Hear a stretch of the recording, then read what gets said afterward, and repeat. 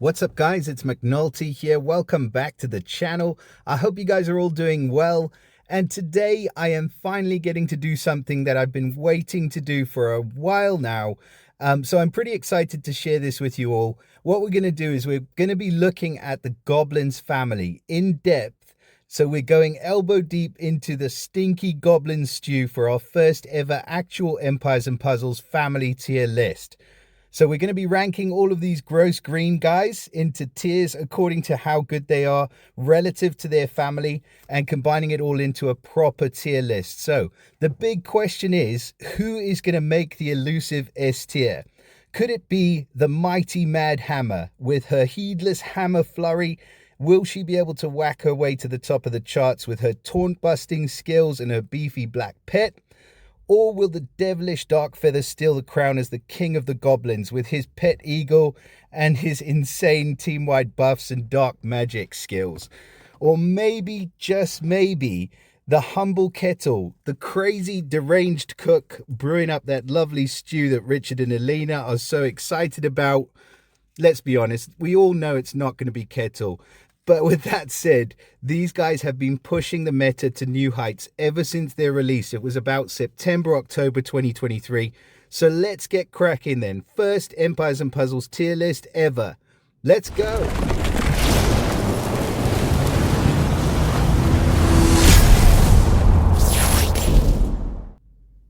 Alrighty then, so our first contender is the silky smooth Smarttongue. She was one of the first goblins that were ever released, and she's still an absolutely amazing hero.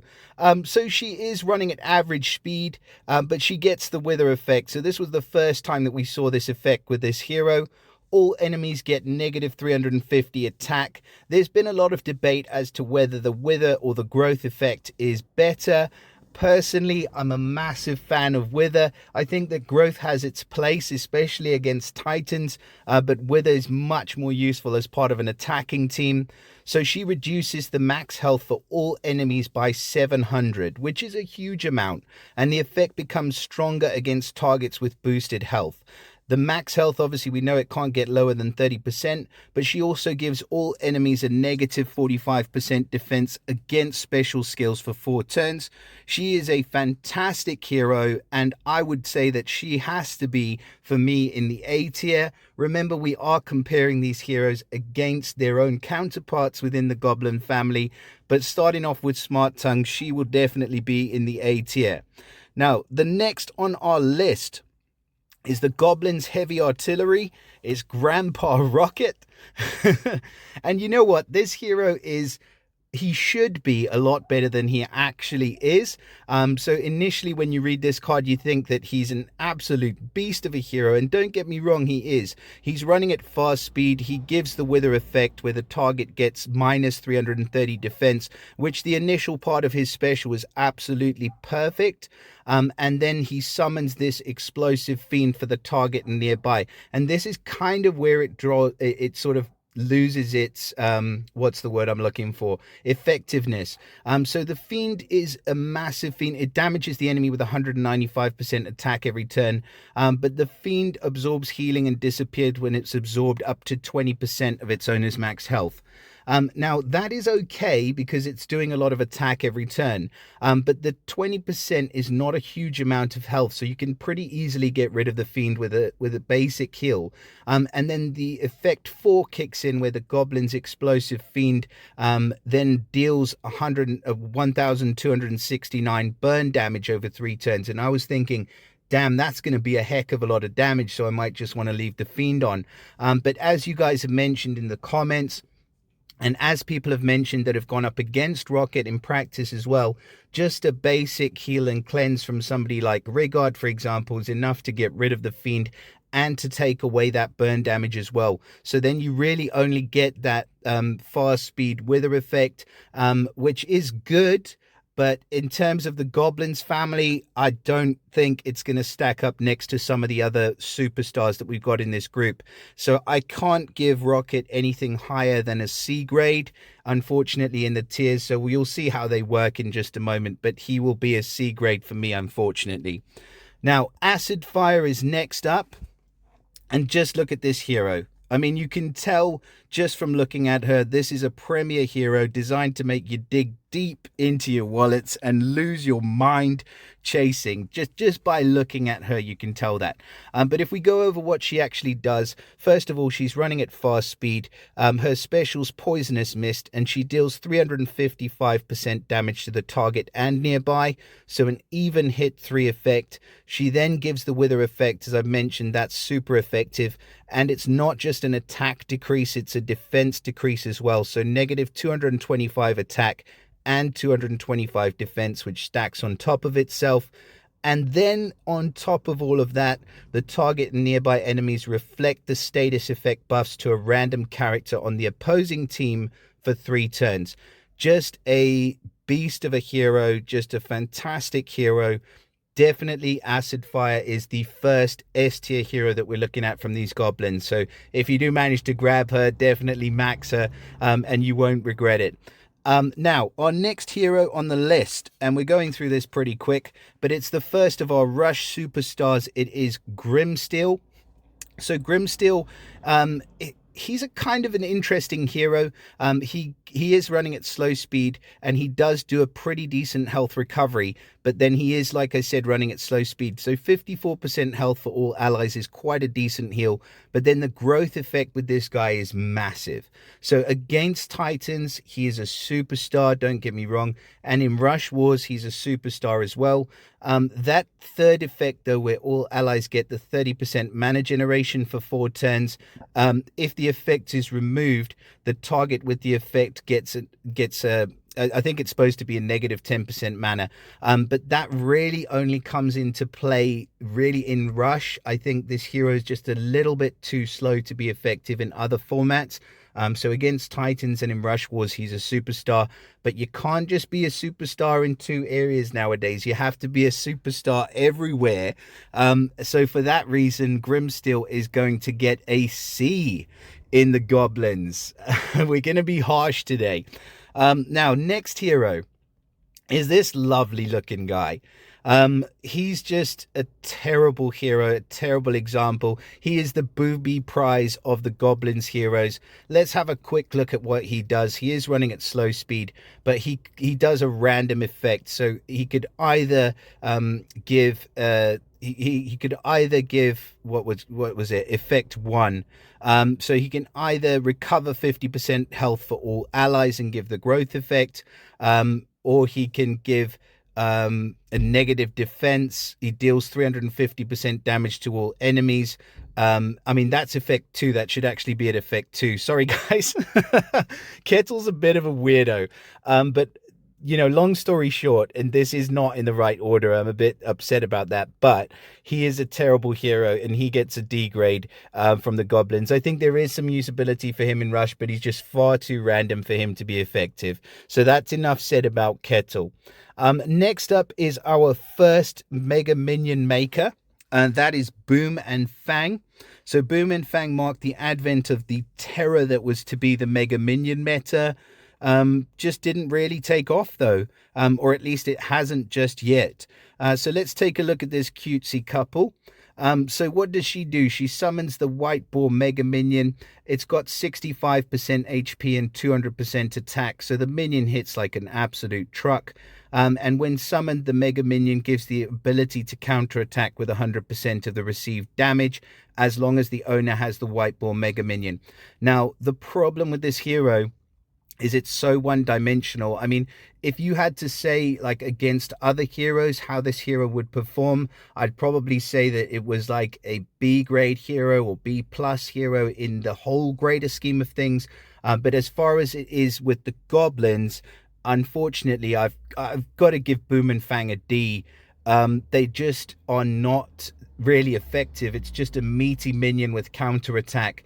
And yeah, it's annoying because you can't remove the counterattack, but it's just a case of the bigger they are, the harder they fall. So you got to take your time and just take this hero out, and never really, I can say, has posed me any problems going up against Boom and Fang in raids or wars or any of it. So That is Boom and Fang.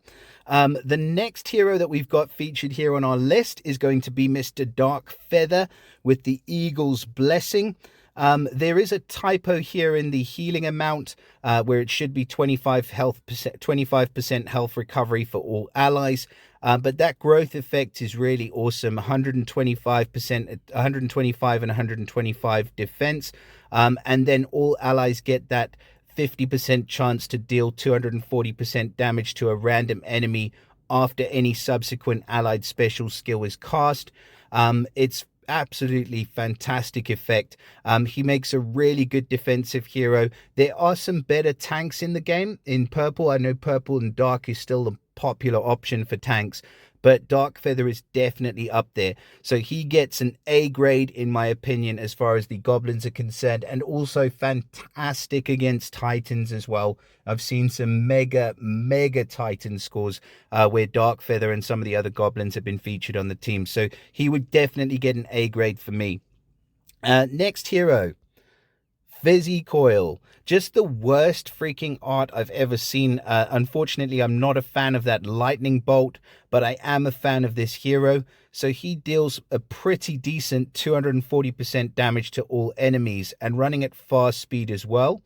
He gives the wither effect where he decreases the attack and the defense. And then the third effect is that all enemies get 30% decrease in mana generation for 3 turns.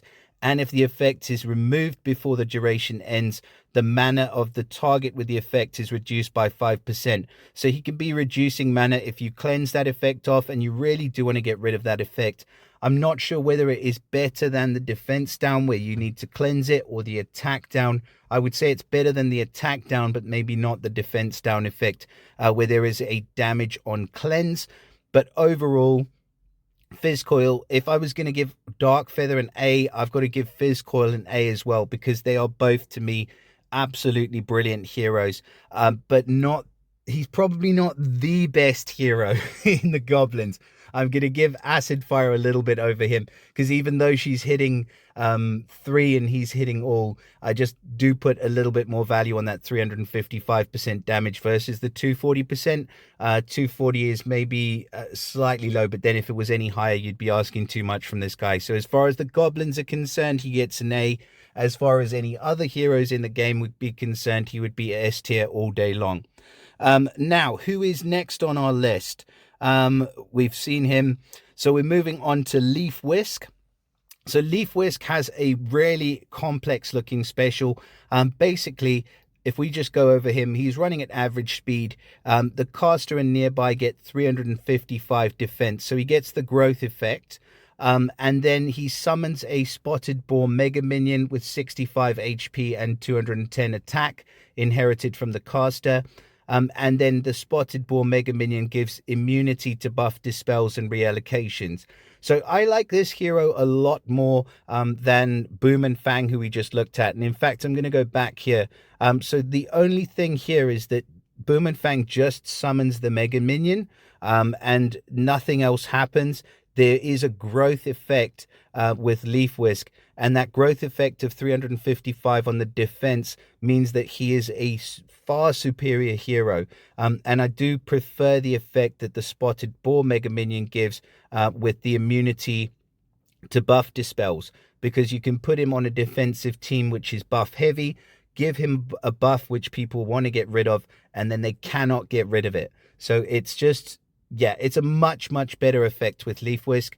And the growth effect, I would say that puts him in the B grade, I'm going to say, for these heroes. So yeah, he gets a solid B out of these heroes.